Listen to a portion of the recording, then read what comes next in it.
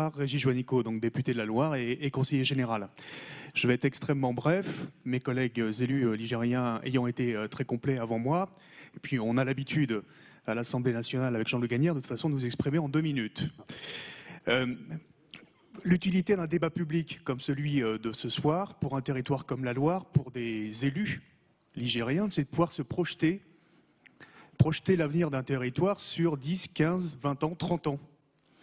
Et je crois qu'il y a aujourd'hui, puisque la 89 est maintenant faite, 3 dossiers d'infrastructures de transport qui sont structurants et vitaux pour l'avenir de notre département.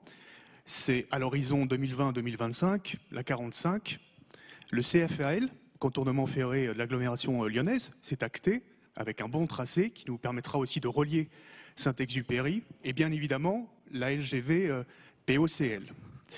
Je crois que c'est une solution de désenclavement par l'ouest de notre territoire, mais qui présente beaucoup d'autres avantages. Un gain de temps appréciable pour la liaison avec Paris.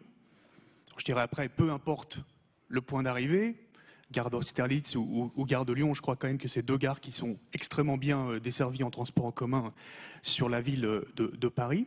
Mais je crois aussi que l'avantage que nous aurons, avec un tracé qui passe par Roanne et la gare centrale et la desserte de Saint-Étienne, l'électrification entre Saint-Étienne et Roanne, c'est aussi d'améliorer les relations entre le nord et le sud de notre département. Il y a beaucoup de Rouennais, d'élus rouennais qui sont présents aussi ce soir à Saint-Étienne.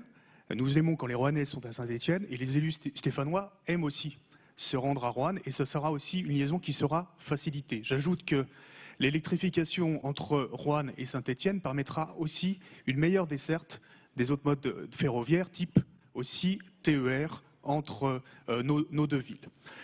Le point aussi important, c'est qu'on peut tous constater, puisque nous prenons le train TER ou TGV chaque semaine pour nous rendre à Paris, la saturation du sillon rhodanien et la saturation aujourd'hui de la gare de la Part-Dieu. Et aujourd'hui, ça se traduit par une dégradation aussi du service.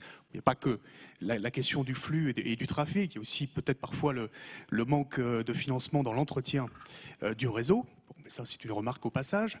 Mais je crois que c'est aussi un point important de ce dossier ce soir. Donc voilà ce que je voulais dire, simplement pour rappeler tous ces avantages-là et pour me féliciter que ce soir, nous ayons un très fort consensus de tous les acteurs, les élus, les forces économiques, tous les acteurs socio-économiques aussi du département, autour des hypothèses que nous avons rappelées tout à l'heure.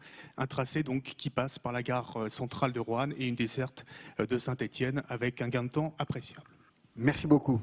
Vous passez le micro juste.